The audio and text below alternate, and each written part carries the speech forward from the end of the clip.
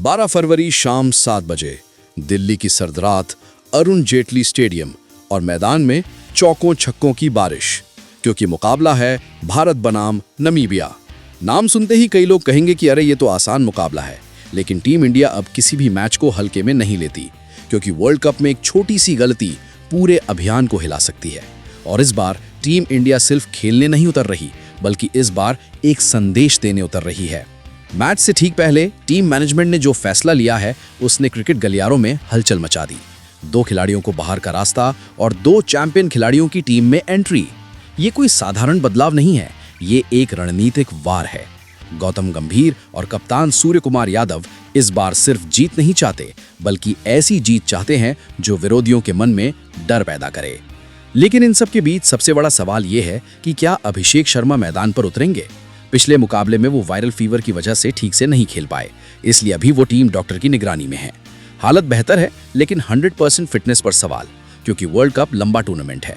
ऐसे में team management कोई रिस्क नहीं लेना चाहता, क्योंकि असली मुकाबले अभी बाकी हैं। अगर अभिषेक बाहर बैठते हैं तो ओपनिंग का समीकरण पूरी तरह बदल जाएगा। और अब सबसे बड़ी चर्चा जसप्रीत बुमराह को लेकर भी है।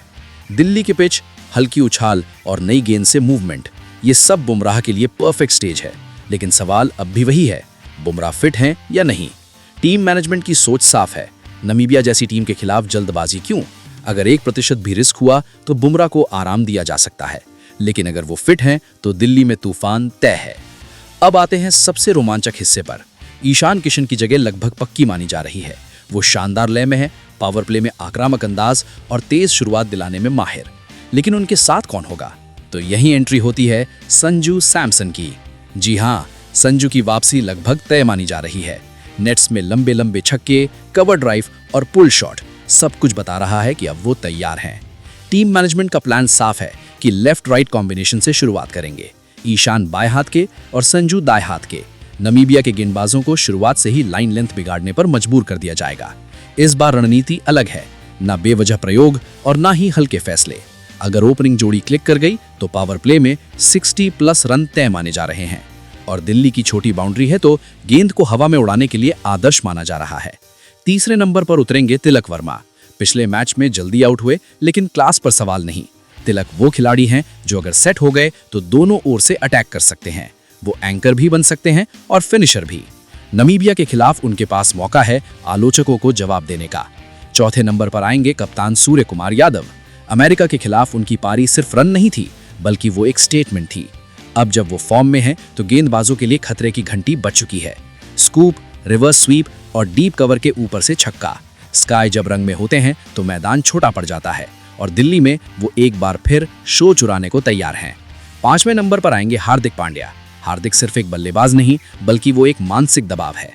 जैसे ही वो क्रीज पर आते हैं तो फील्डिंग कप्तान की धड़कन तेज हो जाती है, क्योंकि हार्दिक सेट नहीं होते, सीधे हमला करते हैं। और अगर 10-12 ओवर बाकी हो तो 70-80 रन अकेले जोड़ सकते हैं। इसलिए अब रणनीति साफ है, शुरुआत में अटैक, बीच में कंट्रोल और अंत में विस्फोट। नमीबिया को सांस लेने का मौका नहीं देना। टीम इंडिया इस बार बयान नहीं दे रही, अभी तो सीधा प्रदर्शन कर रही है। दिल्ली का अरुण जेटली स्टेडियम, छोटी बाउंड्री और तेज आउटफील्ड। लेकिन एक राज है जो हर बल्लेबाज नहीं समझ पाता। जैसे जैसे मैच आगे बढ़ता है, पिच थोड़ी धीमी हो जाती है। गेंद बल्ले पर पहले जितनी तेज नहीं आती, और यहीं से शुरू होता है टीम इंडिया का असली खेल। 6ठे नंबर पर वापसी हो सकती है वॉशिंगटन सुंदर की। सुंदर सिर्फ बल्लेबाज नहीं, अभी तो वो रणनीति का हिस्सा है। पावर प्ले में भी गेंदबाजी कर सकते हैं, मिडिल ओवर में भी किफायती स्पेल डाल सकते हैं, और जरूरत पड़ी तो 20-25 तेज रन भी जोड़ सकते हैं।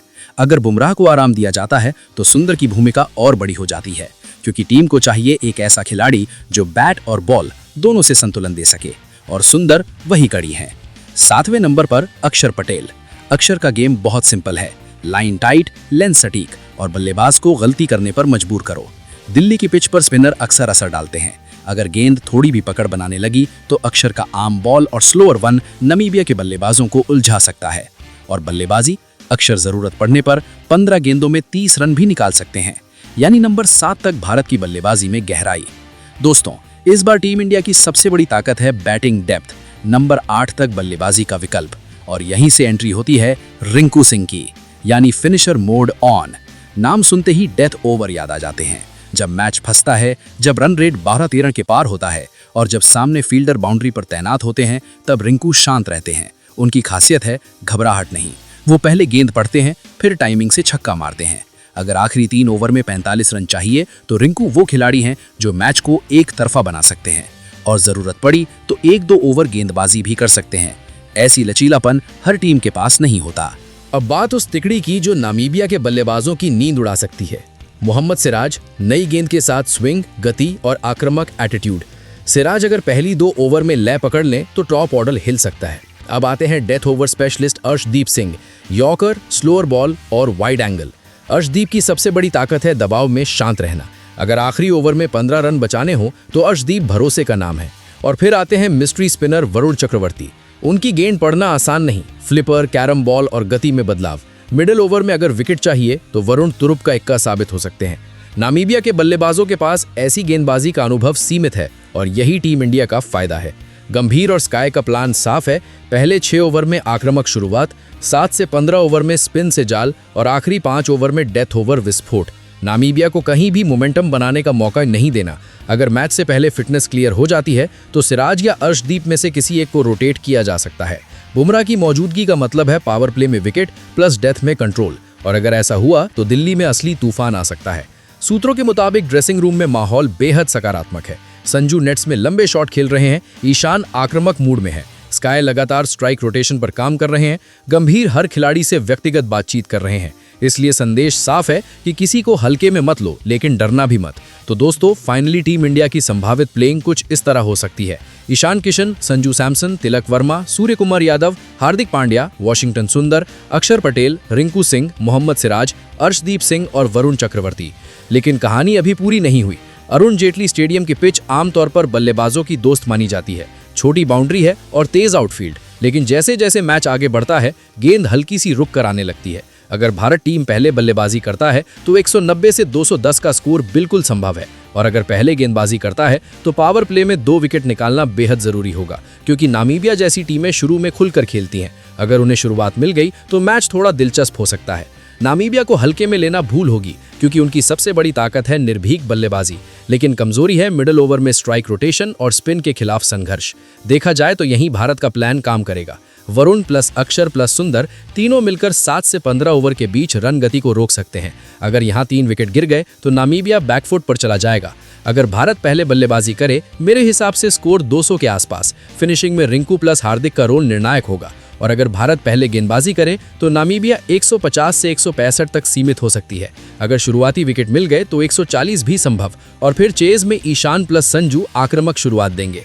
टीम इंडिया इस मैच को सिर्फ जीतने नहीं उतर रही, बल्कि ये मैच है बेंच स्ट्रेंथ दिखाने का, फिटनेस मैनेजमेंट का और रणनीतिक गहराई का। गौतम गंभीर का साफ विजन है, हर खिलाड़ी तैयार रहे, हर मैच में अलग हीरो बन सकता है, और यही बड़ी टीम की पहचान होती है। सूर्य कुमार यादव इस वर्ल्ड कप में सिर्फ कप्तानी नहीं कर रहे, वो अपनी विरासत लिख रहे हैं। उनका अंदाज साफ है कि डर के नहीं, दबाव डालकर खेलो। अगर वो 40-50 रन की तेज पारी खेल गए तो मैच एक तरफा हो सकता है। दिल्ली की हवा में जोश, हार्दिक लॉन्ग ऑन के ऊपर छक्का मारते हैं या फिर वरुण की मिस्ट्री गेंद पर क्लीन बोल्ड, तो भीड़ खड़ी हो जाती है और स्कोर बोर्ड पर चमकता है कि इंडिया वॉन बाय 45 रन्स या इंडिया वॉन बाय 8 विकेट्स। ये सिर्फ जीत नहीं होगी, ये घोषणा होगी कि टीम इंडिया बदली हुई है। अब जवाब शब्दों से नहीं, प्रदर्शन से दिया जाता है। नामीबिया के खिलाफ ये मुकाबला शायद आसान लगे, लेकिन बड़े टूर्नामेंट में हर जीत आत्मविश्वास को दुगना करती है। अब दिल्ली गवाह बनेगी रणनीति की, आक्रामकता की और उस आत्मविश्वास की जो चैंपियन टीमों में होता है। तो दोस्तों, आपको क्या लगता है, कैसी होगी टीम इंडिया की प्लेइंग 11? अपनी राय हमें कमेंट में जरूर बताना, और ऐसे ही वीडियो देखने के लिए हमारे चैनल को सब्सक्राइब करना मत भूलिए।